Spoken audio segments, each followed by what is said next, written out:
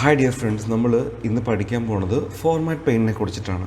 എന്താണ് format painter എന്ന് പറഞ്ഞു കഴിഞ്ഞാൽ, ഒരു പർട്ടിക്കുലർ ഡിസൈൻ നമ്മളിപ്പോൾ ഫോളോ ചെയ്തൊരു പർട്ടിക്കുലർ ഡിസൈൻ പല സ്ഥലങ്ങളിലും വേണമെങ്കിൽ അവിടെ യൂസ് ചെയ്യാനായിട്ട് പോകുന്നൊരു ടൂളാണ് ഫോർമാറ്റ് പെയിൻറ്റർ. ഞാൻ എക്സാമ്പിൾ കാണിച്ചു തരാം. അതായത് നമ്മൾ ഈ ഒരു ഡെഫിനേഷൻ ഉണ്ടല്ലോ, ഈ ഒരു ഡെഫിനേഷൻ ഞാൻ എന്ത് ചെയ്യുന്നു, ബോൾഡ് ആക്കുന്നു, അതിൻ്റെ ഫോണ്ട് സൈസ് ജസ്റ്റ് ഇൻക്രീസ് ചെയ്യുന്നു, അതിൻ്റെ കളർ ചേഞ്ച് ചെയ്യുന്നു.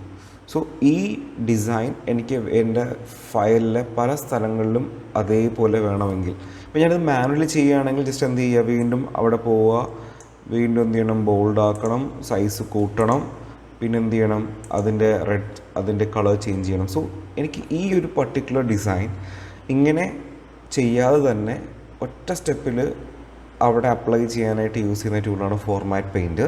അതെങ്ങനെ ചെയ്യുമെന്ന് പറഞ്ഞാൽ, നമുക്ക് ഏത് ഡിസൈനാണോ വേണ്ടത് അത് സെലക്ട് ചെയ്യുക, അതിനുശേഷം ഫോർമാറ്റ് പെയിൻറ്റ് ക്ലിക്ക് ചെയ്യുക, അതിനുശേഷം എവിടെയാണോ വേണ്ടത് അവിടെ എന്ത് ചെയ്യുക, സെലക്ട് ചെയ്യുക. അപ്പോൾ ഓട്ടോമാറ്റിക്കായിട്ട് എന്ത് ചെയ്യും, ആ ഫോർമാറ്റ് പെയിൻറ്റ് ഓക്കെ.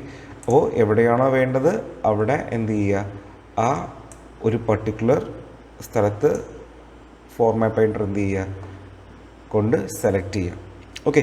അപ്പോൾ ആ സ്ഥലത്ത് എന്ത് ചെയ്യും, ഉറപ്പായിട്ട് നമ്മൾ നേരത്തെ ഏത് ഡിസൈനാണോ ഫോളോ ചെയ്ത് ആ ഡിസൈൻ എന്ത് ചെയ്യും, അതേപോലെ അപ്ലൈ ആവും. Okay, thank you.